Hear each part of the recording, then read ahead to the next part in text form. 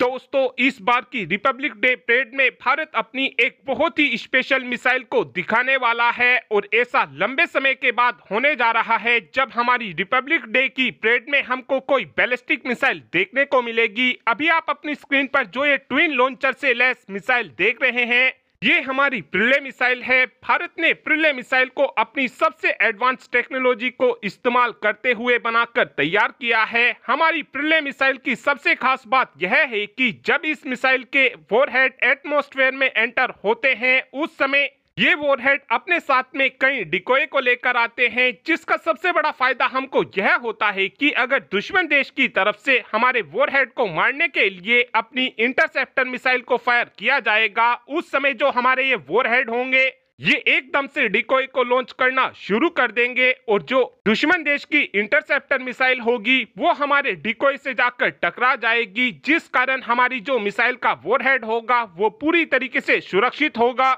और ये वॉरहेड दुश्मन देश के अंदर भारी तबाही मचा देगा। प्रिले मिसाइल के अंदर जिस वॉरहेड का इस्तेमाल किया जाएगा, इस वॉरहेड की सबसे खास बात यह होगी कि ये लगातार हवा में अपनी पोजीशन को बदलने में सक्षम होगा, जिस कारण हमारी प्रिले मिसाइल को इंटरसेप्ट कर पाना बहुत ही ज्यादा मुश्किल होगा। प्रिले मिसाइल की वजन की बात की जाए तो इस मिसाइल का वजन 5 टन है। प्रिले मिसाइल एक 2 स्टेज की मिसाइल है और रेंज हमारी इस मिसाइल की 500 किलोमीटर है और इस मिसाइल के अंदर 500 किलोग्राम से 1000 किलोग्राम तक के वॉरहेड को लगाया जा सकता है। लेकिन जैसे जैसे इस मिसाइल के अंदर वॉरहेड को बढ़ाया जाएगा, ऐसे ऐसे ही इस मिसाइल की रेंज कम हो जाएगी। इस समय हमारी प्रिले मिसाइल का कंपैरिजन रशिया की स्कैंडर एम मिसाइल के साथ किया जाता है, लेकिन जो ये हमारी प्रिले मिसाइल है इसको हमने हाल फिलहाल में ही बनाकर तैयार किया है, इसीलिए हमारी प्रिले मिसाइल टेक्नोलॉजी के मामले में रशिया की स्कैंडर एम मिसाइल को भी पीछे छोड़ देती है।